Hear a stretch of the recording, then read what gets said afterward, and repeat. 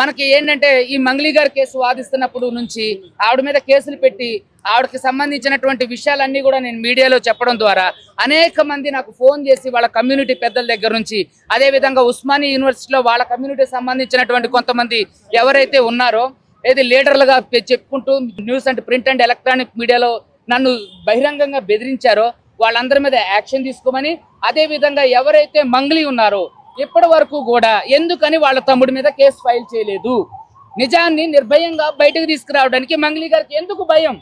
నేను ఏమంటాను అంటే బాధితులందరూ చెప్పేది మంగ్లీ గారి తమ్ముడు శివ ఉన్నాడు అని, కానీ ఇంతవరకు మధు మీద కానీ, రమావత్ మధు మీద కానీ, వాళ్ళ తమ్ముడు శివ మీద కానీ, పాల్దియ భరత్ కుమార్ చౌహాన్ మీద కానీ, పాల్దియ శైలజ చౌహాన్ మీద కానీ ఎందుకని బాధితుల తరపు నుంచి ఆవిడ ఇంతవరకు కేసు ఫైల్ చేయలేదు?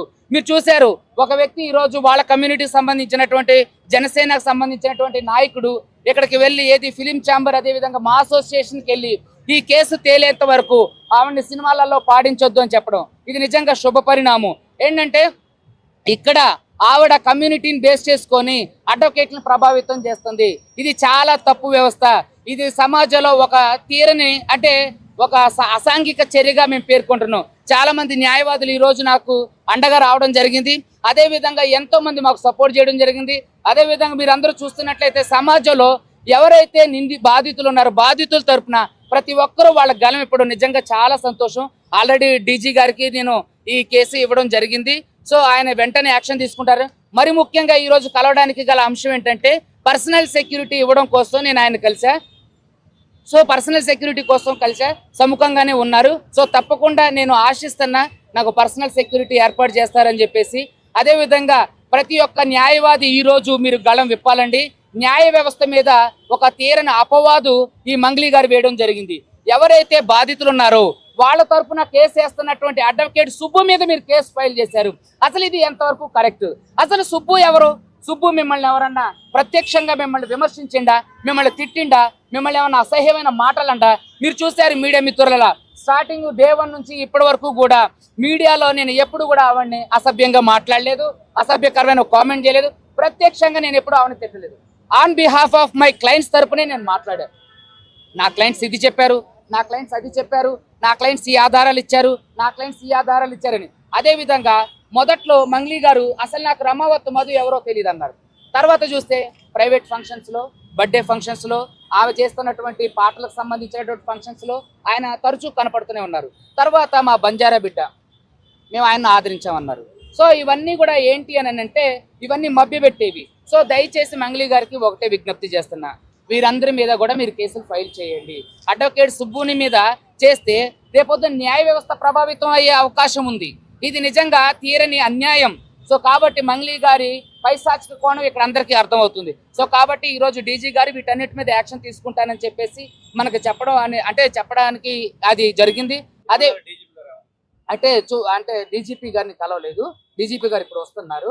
సో ఆయన ఎవరైతే ఉన్నారో ఆయన సిసి గారికి సంబంధించినటువంటి ఇవ్వడం జరిగింది. వాళ్ళు వెంటనే ఇమీడియట్ గా యాక్షన్ తీసుకుంటా ఉన్నారు. డీజీ గారి పేరు మీద కవర్ స్పెషల్ కవర్ కూడా పర్సనల్ నేమ్ కవర్ కూడా పంపించడం జరిగింది. దాన్ని వెంటనే పర్సనల్ గా దాన్ని పెడతామని చెప్పేశారు. వెంటనే వీలైనంత త్వరగా దీని మీద స్పందిస్తా ఉన్నారు. అదే విధంగా 17వ తారీఖు సిఐ మీద పెట్టిన కంప్లైంట్ కూడా వేగంగా దాన్ని విచారణ చేపట్టి బాధ్యులైన వారిపైన చర్యలు తీసుకుంటామని చెప్పారు.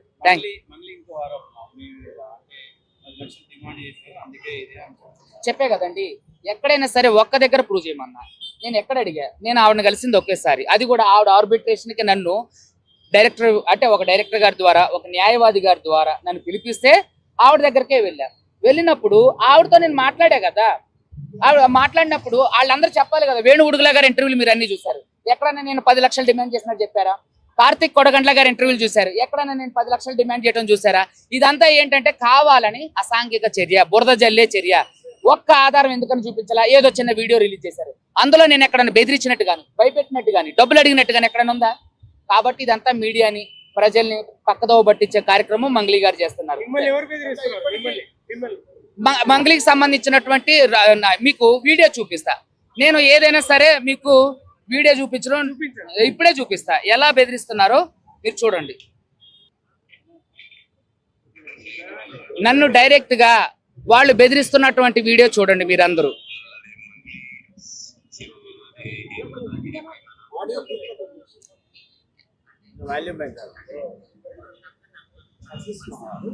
ఆయన ఇంటర్వ్యూలో బెదిరించారా? ఆహా, ఆయన ఆయన ఇంటర్వ్యూ చేస్తున్నప్పుడు వేరే వ్యక్తి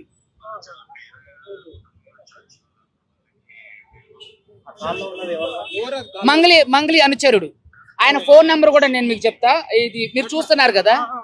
మంగ్లీ అనుచరుడు నాకు ఫోన్ చేసి నువ్వెవడ్రా చేయడానికి అంటే నువ్వెవరు అని అంటే అతని పేరు చెప్పడానికి కానీ, నేను బిజినెస్ చేస్తా అంటే నువ్వేం బిజినెస్ చేస్తావు అంటే కూడా ఆయన బిజినెస్ కు సంబంధించి వివరం చెప్పకపోగా ఇందులో మంగ్లీకి సంబంధం లేదు, మంగ్లీ నువ్వెందుకు తీసుకొస్తున్నావు అంటే నేనన్నా అసలు నువ్వెవడో మంగ్లీకి సంబంధం లేదంటానికి, నువ్వు కోర్టా పోలీసా? ఇట్లా బెదిరించడమే కాకోకుండా మీకు ఇంకొక విషయం కూడా చెప్తా. మమ్మల్ని చంపడానికి ఎంతో మంది వ్యక్తులు ఇక్కడ రావడం కూడా జరిగింది. హిమకాంత్ రెడ్డి నిందితుడు కాదు, బాధితుడు. ఆయన డే 1 రోజు నుంచి కూడా ఇప్పటి వరకు కూడా అది ఈఓడబ్ల్యూలో ఉంది కాబట్టి ఖచ్చితంగా ఆ విషయాలు తేలితే అతనికి సంబంధించిన బ్యాంక్ ట్రాన్సాక్షన్స్ కానీ అతనికి సంబంధించినటువంటి ఏ ఒక్క ఆధారం కూడా వాళ్ళ దగ్గర లేదు. ఎవరైతే హిమకాంత్ రెడ్డి ఉన్నాడో అతను కూడా ఒక ఏజెంట్, డబ్బులు కలెక్ట్ చేసిన ఏజెంట్ కాబట్టే తను వచ్చి అతను కూడా విచారణకు అందుబాటులో లేడంటే తను అంటే మామూలుగా నాకు తెలిసి పారిపోయి ఉండొచ్చు, అంటే వెళ్ళిపోయి ఉండొచ్చు. కోర్టులో బెయిల్ వేసిన తర్వాత అతను మీడియా ముందుకు రావడానికి అవకాశం ఉంది. తను ఎక్కడుండో కూడా మనకు తెలీదు. ఇగో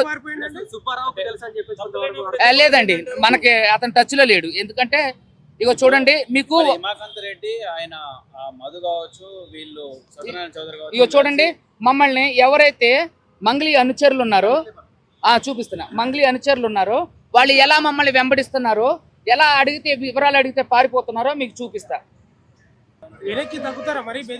ఎక్కడ తగ్గే ప్రసక్తే లేదు. ఖచ్చితంగా బాధితులకు న్యాయం జరిగేంత వరకు నేనుంటా. అదే విధంగా మంగ్లీ గారు ఏదైతే ఆరోపణలు చేశారో అవన్నీ కూడా ప్రూవ్ చేయాలి. లేకపోతే మేడం గారికి హైకోర్టులో సినిమా చూపిస్తా. తప్పకుండా ఎక్కడైనా ఇప్పుడు ఆవిడకి సంబంధించినటువంటి ఏ ఆధారం లేకపోతే నిరూపించుకోమనండి. వాళ్ళ తమ్ముడు ప్రత్యక్షంగా ఎందుకుండో, ఎవరైతే ప్రధాన నిందితుడు రమావత్ మధు ఉండో మీకు డైమండ్ నెక్లెస్ కొనిచ్చిందని ఎవడైతే భరత్ నాయక్ ఎవరో మొన్న ఒక ప్రధాన మీడియాలో కూడా చెప్పిండు, మీ అభిషేక్ నాయక్ ఎందుకు మీకు పరిచయం అయితే డైమండ్ నెక్లెస్ కొనిచ్చేంత పరిచయం ఎక్కడిది? మీరు పాటలు పాడుతుంటే మీ బ్యాండ్ లో అతనుండి ఎంజాయ్ చేసే పరిచయం ఎక్కడిది? మీరు వాళ్ళ ఇంటికి వెళ్ళి అర్ధరాత్రి ఫోటోలు దిగొచ్చేంత పరిచయం ఎక్కడిది? ఎవడైతే ప్రధాన నిందితుడు రమావత్ మధు, భరత్ చౌహాన్, శైలజ చౌహాన్ తో మీ తమ్ముడు ఎందుకు ట్రావెల్ చేసిండు? బాధితులతో మీ తమ్ముడు ఎందుకు ట్రావెల్ చేసిండు? గుళ్ళు గోపురాలు ఎందుకు తిరిగిండు? వాళ్ళతో చాటింగ్లు ఎందుకు చేసిండు? వాళ్ళతో డబ్బులు పెట్టుబడి పెట్టండి, మంచి లాభాలు వేస్తాను ఎందుకు చెప్పిండు? చెప్పండి. మీ తమ్ముడితో ప్రెస్ మీట్ పెట్టించండి దమ్ముంటే. నేను బహిరంగ సవాలు ఎన్నోసార్లు వేసా, ఈ రోజు కూడా బహిరంగ సవాలు వేస్తున్నా. మీ దగ్గర ఒక్క ఆధారం ఉన్నా తీసుకొని రండి.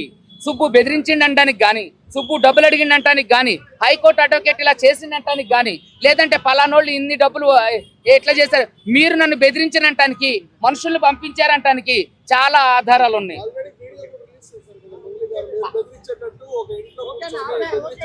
అయితే దాంట్లో ఎక్కడైనా నేను బెదిరించినట్టు గాని, డబ్బులు అడిగినట్టు గాని భయపెట్టి వాళ్ళే నన్ను బ్రతిలాడుతున్నారు. సురేష్ బొబ్బిలి గారు బ్రతిలాడుతున్నాడు, అన్న వదిలేయన్నా అని. అంటే మీకు ఆ వీళ్ళందరూ చూస్తారు మీడియా మిత్రులు, అక్కడెక్కడైనా నేను బెదిరించి భయపెట్టినట్టు ఆ వీడియో రిలీజ్ చేసిన మంగ్లీ గారి దగ్గర ఆధారాలు ఉంటే రిలీజ్ చేయాలి కదా. ఆ ఒక్క వీడియో రిలీజ్ చేసింది, మిగతా ఆధారాలు ఎందుకు రిలీజ్ చేయరా చెప్పమనండి. ఖచ్చితంగా ఆ రోజు మాత్రం పంజాగుట్ట సిఐ గారు అత్యుత్సాహం ప్రదర్శించారు.